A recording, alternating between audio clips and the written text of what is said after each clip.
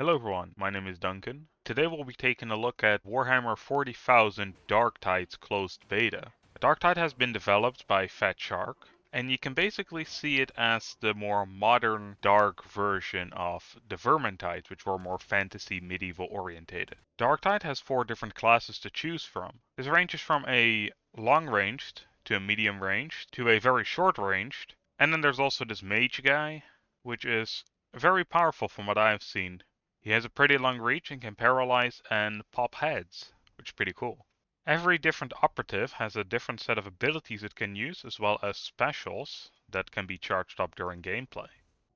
So after you've written your backstory, designed the character, and completed the tutorial, you come to this hub place where everyone hangs out, and there's a couple things to do here. One of these things is you can buy different weapons here.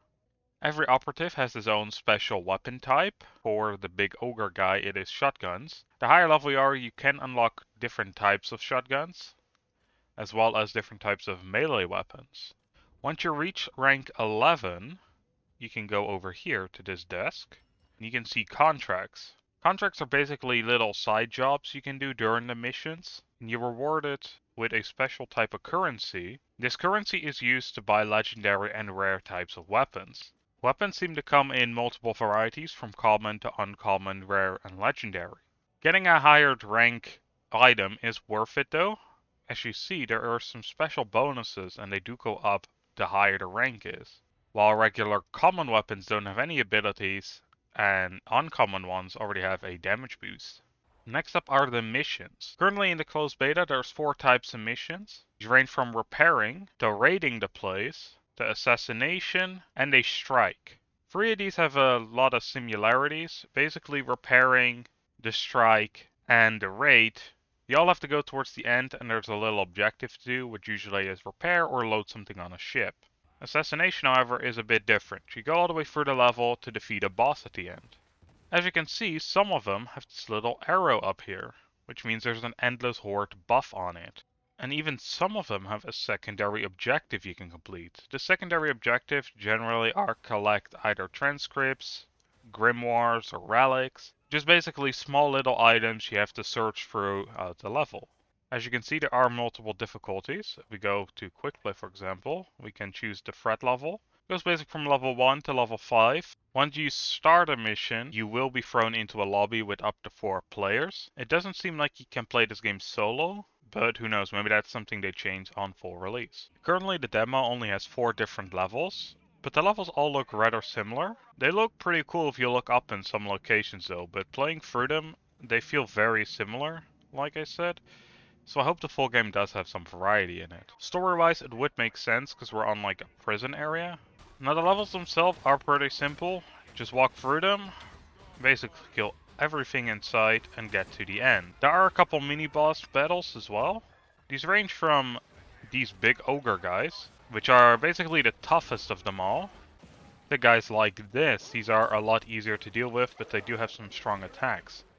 Unless they're comboed with his damn dog. There's also a shield in the game. The shield only regenerates when you're close to other players. You can see the different colors in the bottom.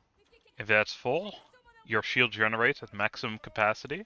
But if you're far away from other players, your shield will not regenerate. Which is basically given an incentive to stay close to each other. Otherwise this game will get pretty difficult and one player might get overrun really easily. There's also these different med stations. The light on the bottom, as you just saw, indicates how many uses it still had. You can have up to 4, but it heals you all the way, so that's no big deal. Some of these med stations, however, have to be charged with a power cell.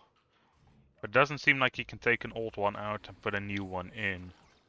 So whoever brought this one kinda brought it for no reason, I guess. My favorite thing to do in this game is as an ogre, your special ability is to rush through people. It really makes it fun when there's a big horde like this. Alright, it is also not only shooting. Also for once in a while have to get access to all these devices to open up doors. During these sections, however, where there's an infinite horde just coming until you're completely done, the music is just so good.